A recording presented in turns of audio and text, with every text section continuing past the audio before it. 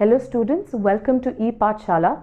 In this module, we shall be looking at approaches to political theory, especially focusing on the two approaches of liberalism and conservatism. It is important to understand that the contested domain of political theory has led to the development of numerous ideological approaches in understanding what is it that political theory really means.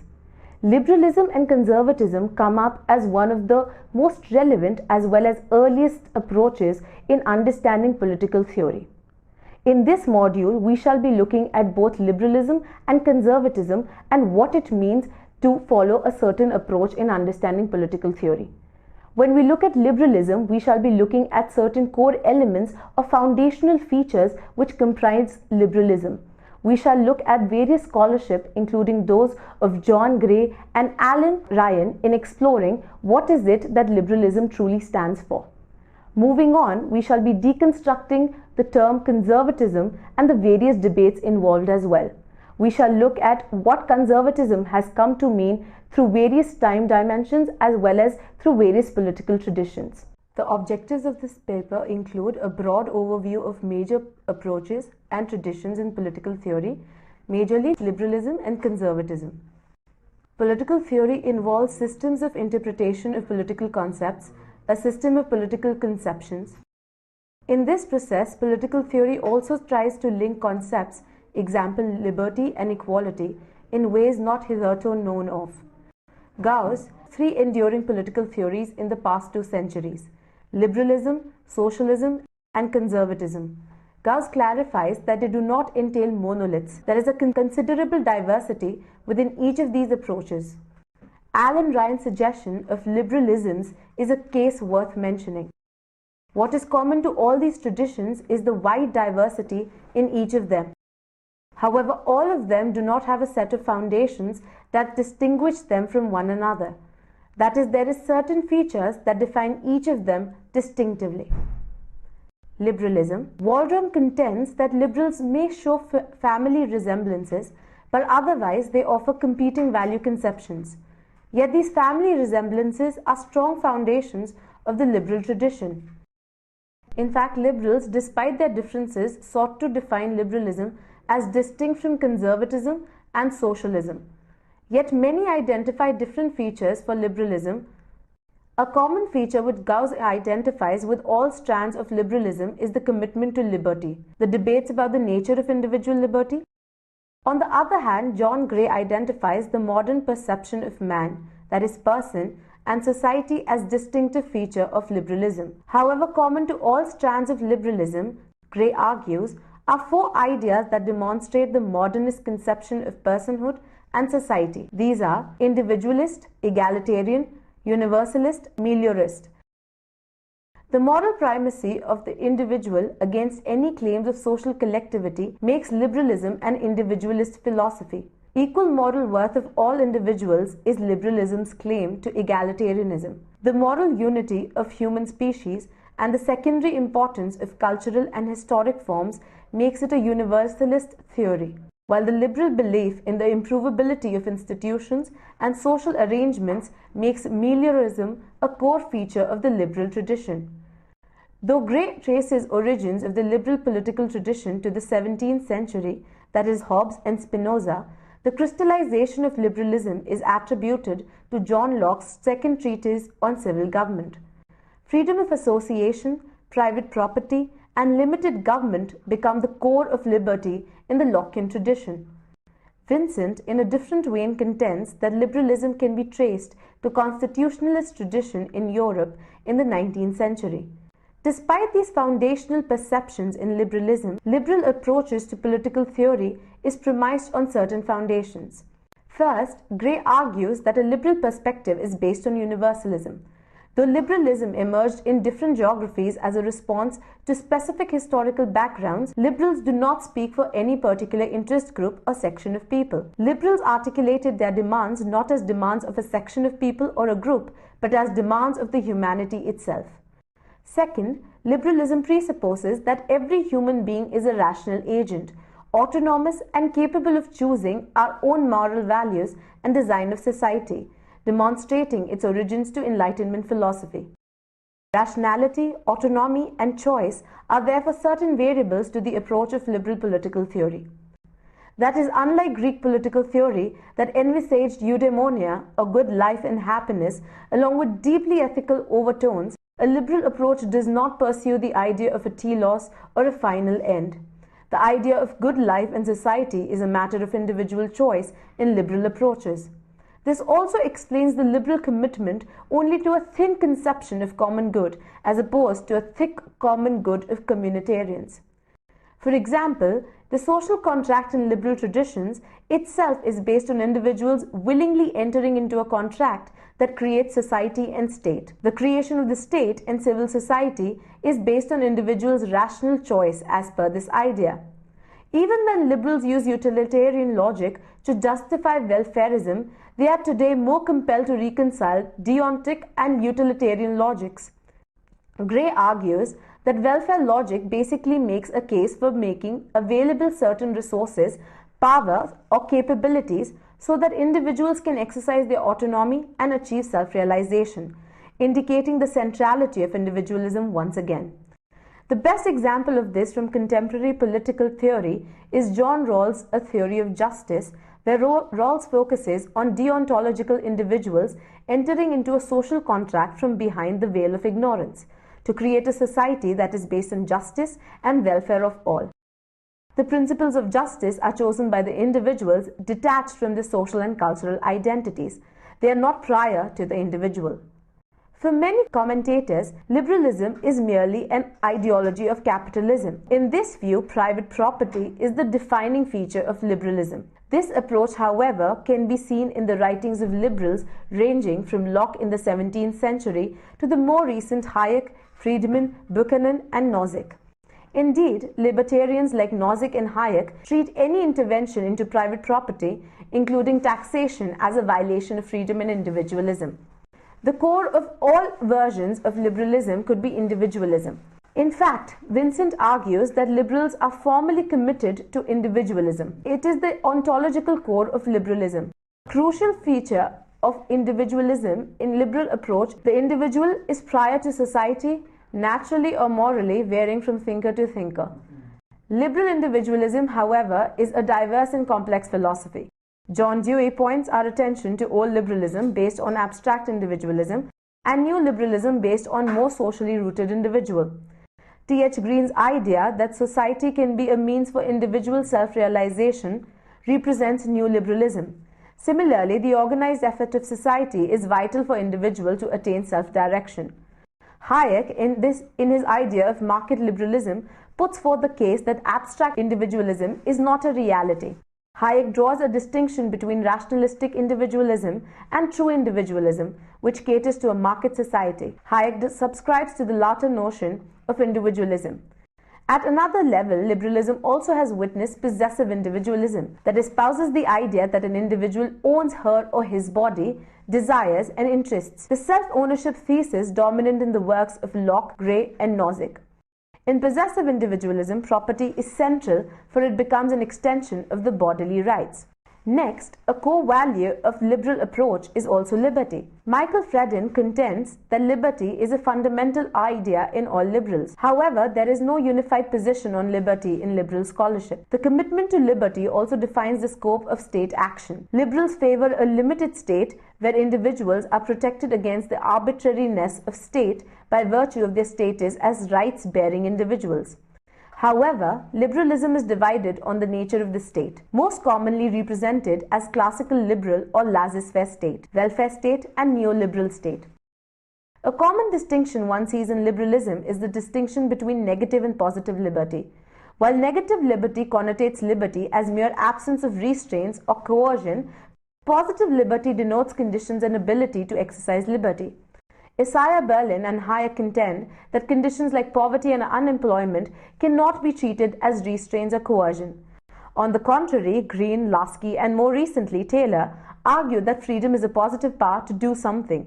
Liberalism is also committed to the language of rights and democracy. While the Lockean tradition makes a case for natural rights that become the forerunner of human rights in the 20th century, the utilitarian logic emphasizes the legal basis of every right.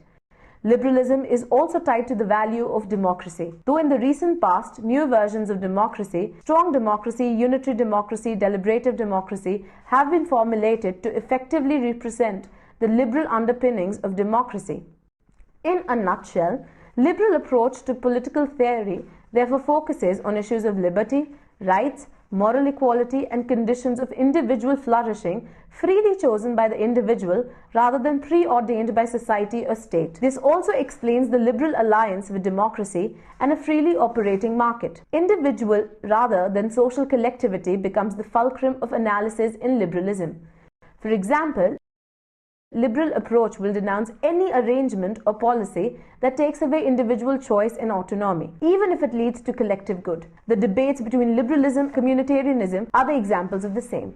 Conservatism. Conservatism, by its name, implies that it conserves. It is recently said of itself in a tone suitable for an axiom of politics that is against change. Conservatism, therefore, is generally understood as a political tradition that is opposed to change or is skeptical of change. Conservation of the existing order becomes the hallmark of a conservative approach. Though conservatism has often been traced to Plato, Aristotle, Halifax, Hooker, Bolingbroke, and others, it reached its maturity only with Edmund Burke's tumultuous response to the French Revolution. On the contrary, Vincent traces conservatism to the 14th century idea of conserving something. Vincent also acknowledges the roots of 20th century conservative writers to the medieval period. Russell Kirk's tracing of the conservative tradition to conservators, guardians of medieval cities, is one example. The diversity within the technical usages of conservatism is explained in terms of 5 positions by Andrew Vincent. As the negative doctrine, aristocratic class after the French Revolution. In this perception, conservatism is a temporary historical phenomena from 1790 to around 1914 in the European societies. The development of Tory party in England from late 18th century to around 1832 is an example. A second view explains conservatism as a doctrine with no political content, a form of political pragmatism simply absorbing the prevailing political, cultural, and moral ethos. A third view, situational or positional view, reflects the self-conscious defensive posture of any institutionalized political doctrine. Conservatism here is not attributed to class, historical event, or ideology. It is just part of any institutional order that defends the existing order. Thus, we could find conservatives in liberalism and Marxism as well. There is also a view of conservatism as disposition. Hugh Cecil's natural conservatism, a tendency of the human mind to be averse to change, is one such example. Conservatism is again not an ideology, but only a human disposition to stick to tested beliefs and practices. Another dispositional view makes distinctions on the type of reasoning. Michael Oakeshott in a good example of his position. At one level, this view persuades us to believe that conservatism is opposed to abstract reasoning. It also gives us reasoning as to why it should not believe in reasoning. Finally, conservatism as also perceived as ideology, a body of ideas with a prescriptive content. Edmund Burke's works on conservatism are exemplars of an ideology of conservatism. Burke cited the novelty of French Revolution in its emphasis on equality and perfectibility of human beings through reason and reform of institutions that was a cause of skepticism for him. Vincent also identifies 3 distinct but overlapping approaches to the study of conservatism: the historical nation-state, chronological, and conceptual approaches. The historical nation-state view contends that conservatism is specific in a specific historical context. This is broadly agreed to by Noel O'Sullivan and Karl Mannheim, who speak of distinctive British, German, and French and other nation-state-based conservatisms. The chronological approach classifies conservatism according to the timeline of conservative parties, each phase marked by a dominant personality and exigencies of the period. Thus, British conservatism is marked by Robert Peel's conservatism, followed by Disraeli, Macmillan, and Thatcherism. The conceptual view has 2 strands. One denies the existence of different conservatisms. There could be a different philosophical roots, but no pure doctrine of conservatism. Anthony Quinton and Roger Scruton subscribe to this view. The second strand views manifold diversities within conservatism. Vincent divides them into 5: traditionalists, romantic, paternalistic, liberal, and new right. Despite the diversity, Anthony Quinton argues that there are 3 central interconnected doctrines in conservatism: traditionalism, skepticism about political knowledge, and the organic conception of human beings in society. Traditionalism supports continuity in politics, the maintenance of existing institutions and practices, and is suspicious of change, particularly of large and sudden change, and above all, of violent and systematic revolutionary change. Conservatives favor change, but only gradualist change. Conservatives accept change as required by changing circumstances, but they insist that to minimize its dangers, it should be continuous and gradual. Ted Honderreich highlights this as differences drawn by conservatism between change and reform. They favor reform, but not change. Change alters the basic essence or substance of something fundamental, whereas reform addresses only what is extrinsic or accidental to something. Furthermore, conservatives like Michael Oakeshott make a case for retaining traditions not merely because they are merely traditions, but by virtue of society's familiarity with them. Noel O'Sullivan adds a new dimension to the notion of change in Burke, when he contends that what constitutes change or reform, and indeed conservatism, in different societies could be different. What constitutes reform cannot be said in advance. Conservatism may range from defensive actions to initiating changes to ensure status quo. Benjamin Disraeli's act of extending suffrages to dish the Whigs is an example of the latter. This gives conservatism an overall pessimistic color. Changes bring not only possibilities but also bad consequences. The overall improvement of human condition is also fraught with negative impacts, and hence their skepticism to progress. The skepticism to change has led many to describe conservatism as the politics imperfection. Keeks gives a different interpretation of this imperfection. Keeks argues that conservatism also assumes that human condition is all right as it is. Human nature is a mix of good and bad aspects. However, both the individual and society have limited control to change human propensity to evil. Unlike the liberals, conservatism does not perceive human beings as rational. Humans are not rational machines. They are a complex mesh of emotions, thoughts, and often contradictory motivations. This vindicates their skepticism about reforming human beings that inspired Peter Viereck to call conservatism as political secularization of the doctrine of the original sin. Indeed, it is tradition that mediates between individual autonomy and social authority for the design of good life in conservatism.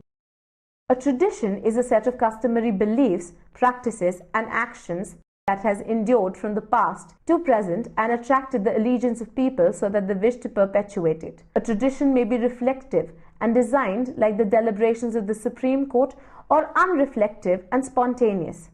Traditions may be religious, horticultural, scientific, athletic, political, stylistic, moral, aesthetic, commercial, medical, legal, military, educational, architectural, and so on. Moving on, individual's idea of leading a good life consists in her participation in traditions given to society through history. The autonomous participation of individual social traditions is hence the key to reconciling individual autonomy and social authority in conservative theories. At the same time, conservatism also refutes traditions that violate the main requirements of human nature.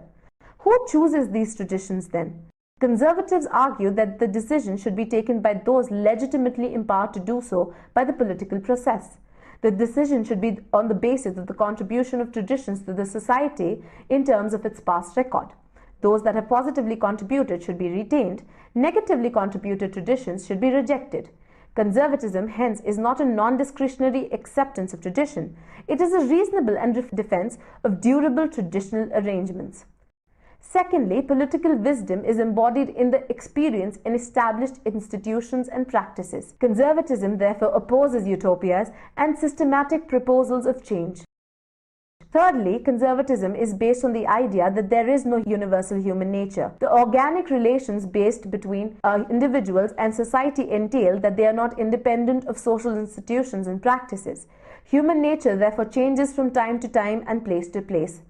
The corollary of this is the conservative argument that it is not possible to evolve abstractions or abstract theories characteristic of natural sciences. The hostility towards abstract theoretical political knowledge prompted Quinton to argue thus: And I quote, "As an ideology, conservatism is then procedural or methodological rather than substantive. It prescribes no principles or ideals or institutions universally and so falls outside the scope of its own rejection of abstract theory." Burke's distinction between abstractions, that is, metaphysical reason, and principles rooted in custom and tradition clarifies the conservative position on abstract theory. Oakeshott's rejection of rational technical knowledge in favor of practical knowledge is another example. This makes conservatism hostile not only to utopias but also to social contracts and abstract categories, including rights. In other words, political arrangements should be based on history. That is, conservatives agree that history is the appropriate starting point, but some of them believe it is not contingent on the fact that certain political arrangements have historically fostered good lives, while others have been detrimental to them.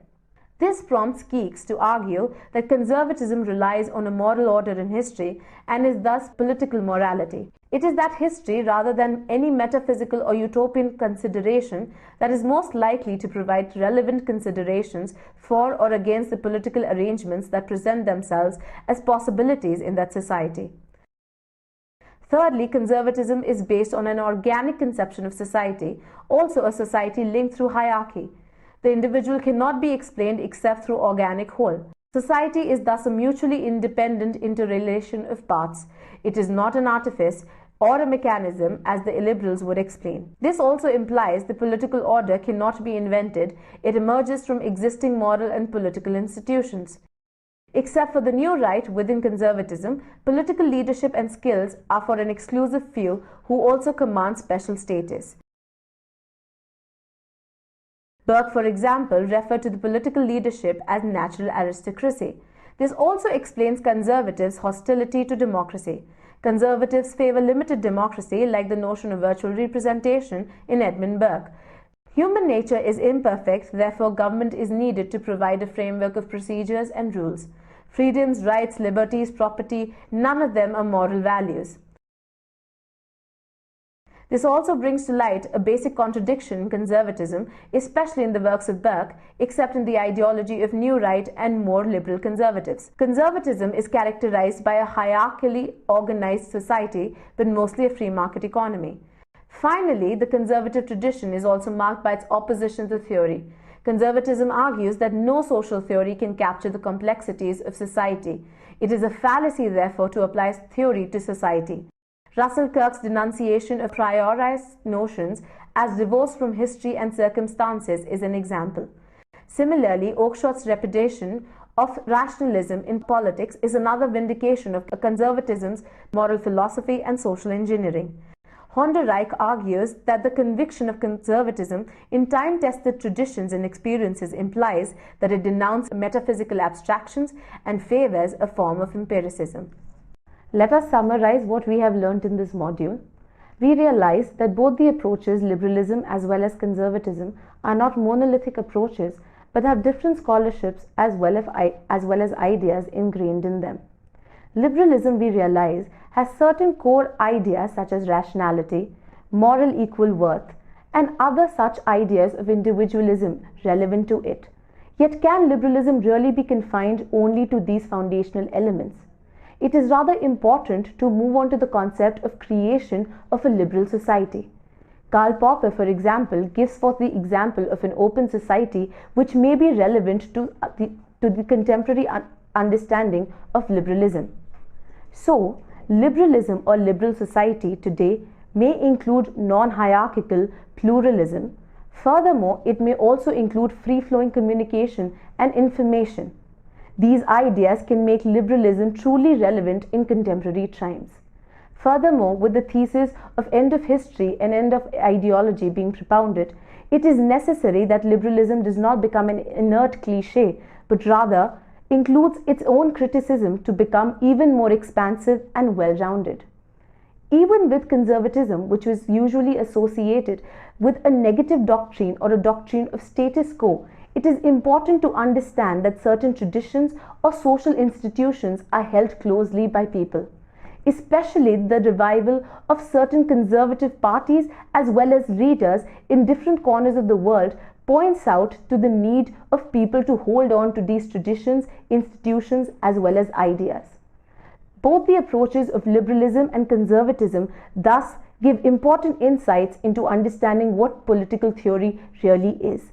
For political theory to be understood, both these approaches need to be well studied as well as understood to truly develop a holistic view.